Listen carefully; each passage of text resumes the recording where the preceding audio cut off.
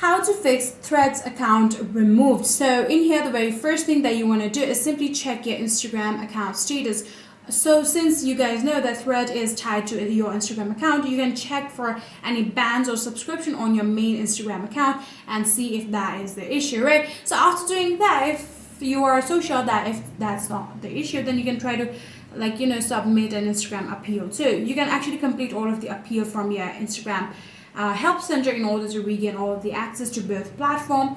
And finally, if that's not the issue, then you can try to update the app. You can install the latest update for both Instagram and also Thread. For that, what you can actually do is you can actually get into the App Store, and on your App Store, what you're going to do is simply search for a Thread, right? So after searching for Threads, if there are any sort of update available, you'll actually be able to see update just like this. So simply tap on update. Within a few seconds, the application will successfully be up to date. And again, you can go back and search for Instagram in here too. So just like that, you can search for Instagram, and like I said, if there are any sort of update requirement, there will be the option of update. All you need to do is tap on update, and just like this, after updating both of the applications, I'm pretty sure you'll be able to fix that Thread account access being removed.